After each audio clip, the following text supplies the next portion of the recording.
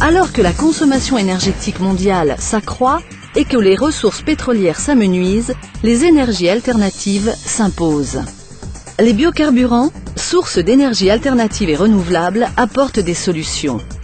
C'est pour cette raison que la Commission européenne s'est investie dans une politique favorable au développement des biocarburants.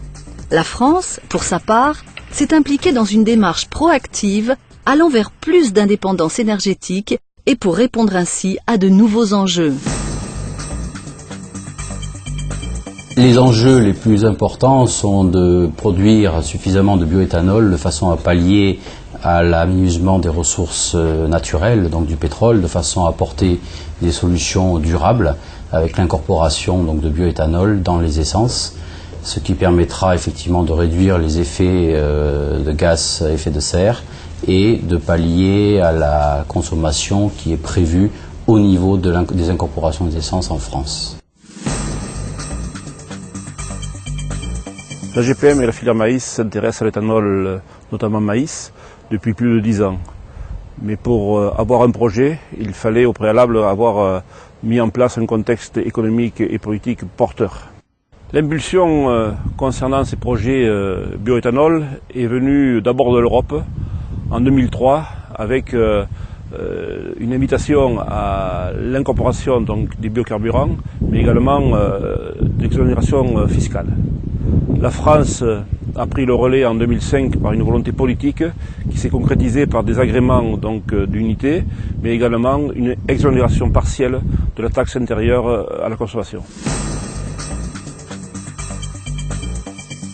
Océol regroupe aujourd'hui les principaux collecteurs de maïs du Grand Sud-Ouest, Aquitaine et Midi-Pyrénées réunis. Il a été créé pour pouvoir accompagner le projet de LAC, à savoir Abengoa Bioénergie France, qui est une usine qui produit du bioéthanol à partir de maïs. Alors, les deux principales missions d'Océol sont un aspect fourniture de maïs sur la totalité du maïs, d'ailleurs sur la transformation qui doit être faite sur LAC, et la deuxième est une participation financière à hauteur de 36%, 35 millions d'euros, ce qui correspond à 36% du capital d'Abengoa Bioénergie France. Et agriculteur en Béarn, je suis très satisfait de voir que l'usine d'éthanol à Lac enfin ait pu voir le jour.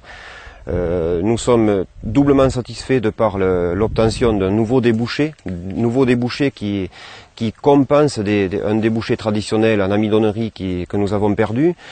Donc ajouté à des débouchés traditionnels comme l'alimentation animale, comme la production d'industrie cosmétique ou amidonnière. Donc nous avons aujourd'hui localement ce nouveau débouché qui nous apporte une bouffée d'oxygène, une raison d'être pour nous agriculteurs. Nous avons donc ce débouché qui est local, ce qui n'est pas neutre quand même, puisque localement, quand on parle de bilan carbone, c'est un élément très fort. Donc un débouché local avec un apport de maïs que nous produisons d'une manière raisonnée localement, et nous reprendrons des déchets, entre guillemets, que nous appelons drèches, qui viendront en substitut des importations de soja traditionnellement importées en France et en Europe.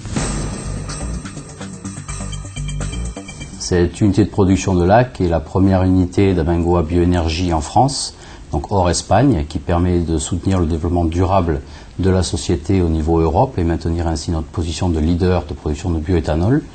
Cette unité produira 250 millions de litres par an à partir de 500 000 tonnes de maïs.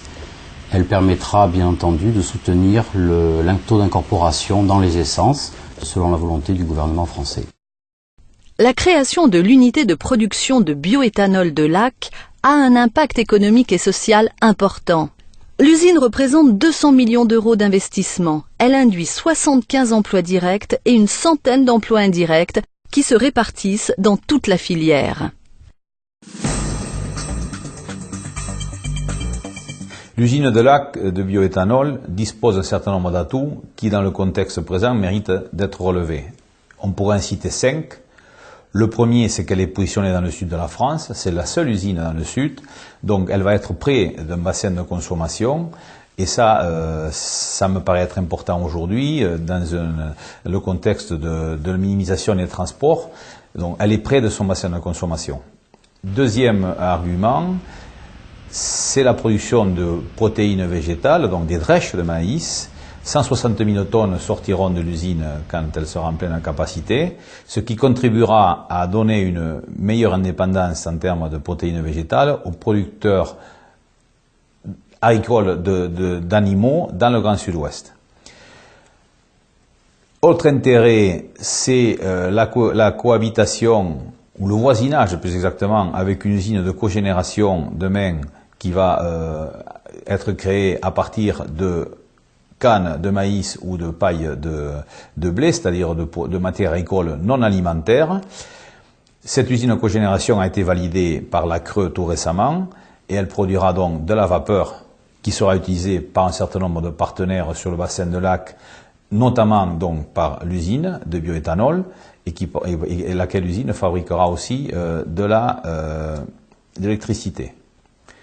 C'est un projet européen, puisqu'on y retrouve un partenaire espagnol, Abengoa Bioénergie, et donc les collecteurs du Sud-Ouest. Et aussi, elle est exemplaire aussi par un cinquième point, à savoir que nous sommes tenus, ça nous est demandé par notre partenaire espagnol, à prendre un certain nombre d'engagements dans le cadre du développement durable sur toute la filière amont, depuis la production agricole, dont les agriculteurs, la fonction OS, séchage, stockage du maïs, et la livraison du maïs jusqu'à l'usine. Le projet de Lac est un bel exemple en termes de développement durable. Il s'appuie sur une production agricole locale et transformée sur place. L'éco-bilan de la production d'éthanol de maïs a été mesuré en 2004 par des experts. Les bilans énergétiques et environnementaux sont largement positifs. L'éthanol produit viendra satisfaire les besoins en carburant. Cette activité contribue à limiter la dépendance énergétique et protéique européenne en réduisant les impacts environnementaux.